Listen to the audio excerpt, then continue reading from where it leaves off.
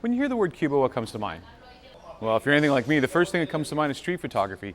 Photographers like A. Webb and David Allen Harvey have proven this place to be a wonderland of photographic opportunity. And I've been dying to shoot here for a long time. So when I got the chance to test Fuji's new X100F, the latest iteration of the X100 series, the first thing I did was book a ticket to Havana and hit the ground running. I wanted to see what this little monkey could do in the real world, shooting on the street the way I shoot every single day. And I don't want to wreck the rest of the video. I don't want to spoil the suspense, but let me tell you, this thing's freaking awesome.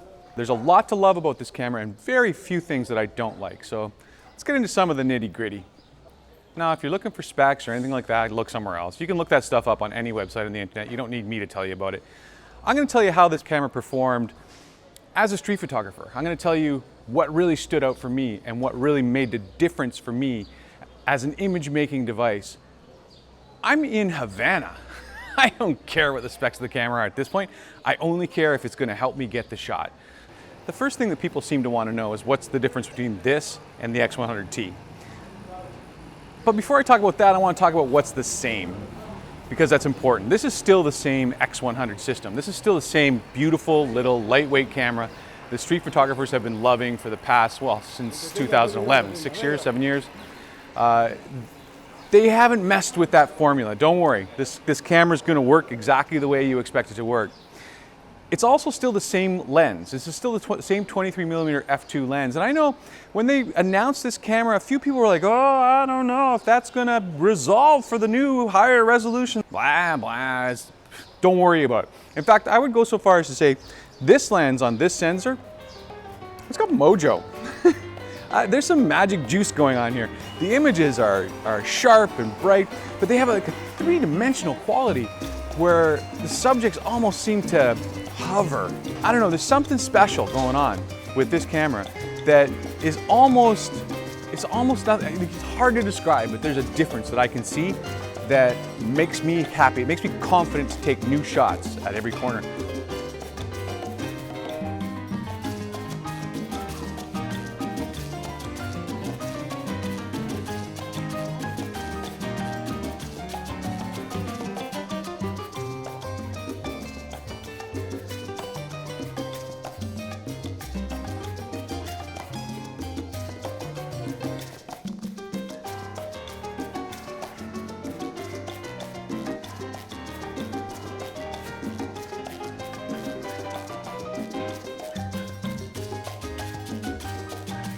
So some things have stayed the same, but other things have changed on the X100F. Camera manufacturers are known for incremental upgrades, and Fuji is no different. In this case though, the many little changes they've made to this camera have added up to a big difference. The first thing that jumps out is the XTrans 3 sensor. It's using the new 24 megapixel XTrans 3 sensor that Fuji has in their X Pro 2 and X-T2. I'm a huge fan of this sensor.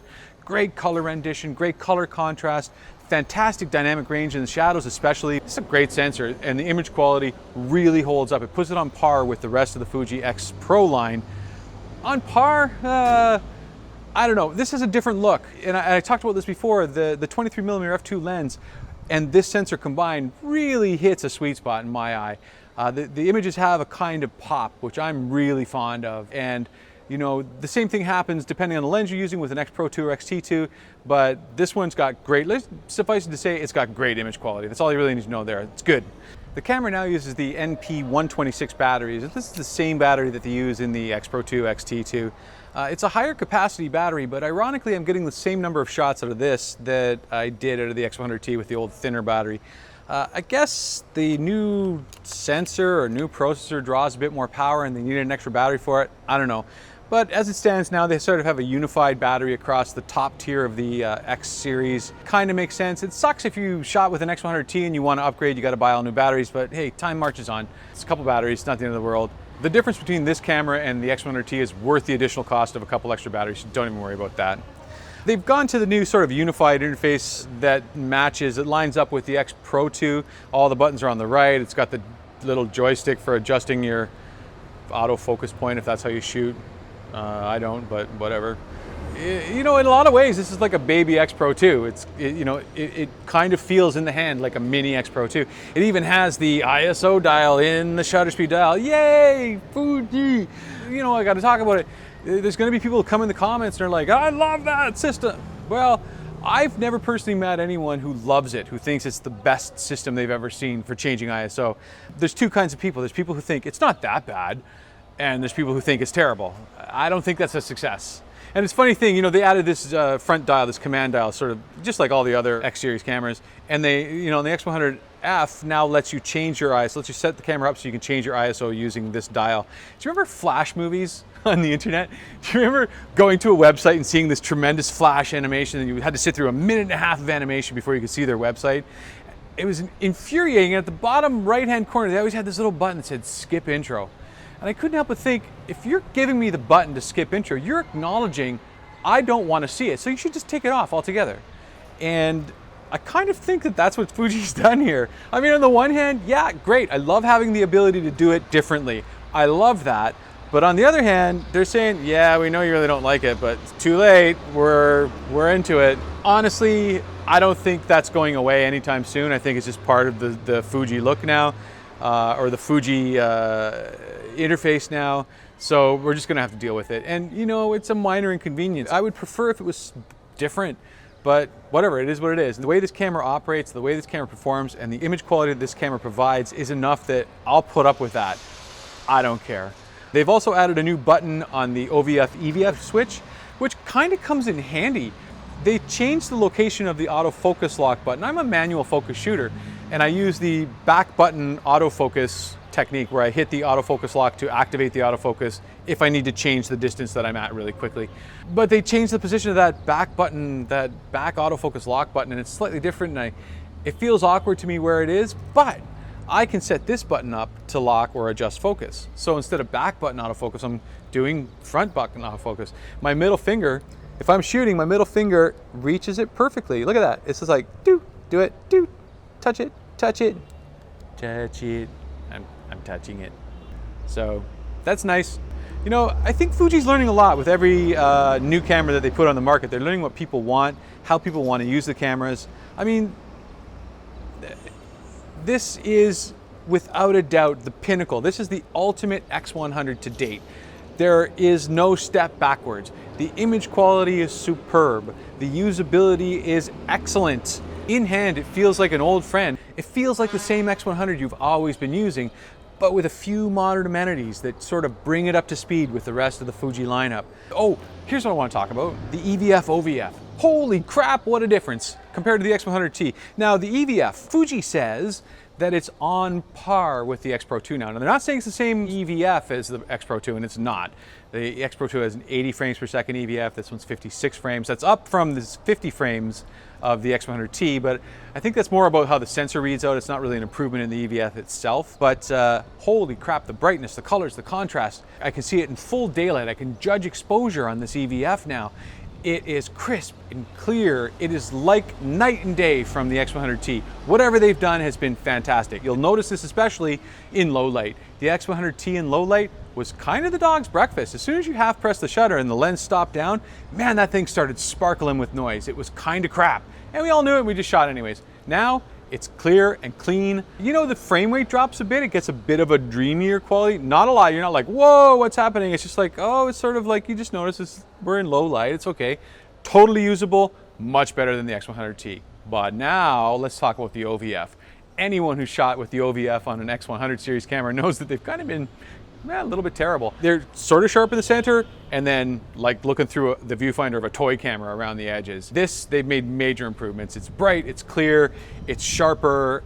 It's enjoyable to use the optical viewfinder in the X100F now. I would have absolutely no problem. The only problem I have with it is using the X100T, I've kind of gotten in the habit of using the EVF, so I'm that kind of shooter now. Eat my words, Carl. Didn't you used to say you were an optical guy? Yeah, get over it, I changed. It's hybrid. Do it however you want. You want optical? Optical. Shooting flash at night? Optical. Shooting everything else during the day? During the day. It's good. You're covered, man. Oh, let's talk about autofocus. The autofocus speed on this, it's good. It's better than the X100T. Markedly better than the X100T. I mean, we're talking, it feels like it's just like, it's like a half second. It's getting it, right? It's not XT2, it's not that fast. It's not ridiculously fast like X Pro 2, XT2. So Keep that in mind. It's better than the X100T. It's much better than the X100T.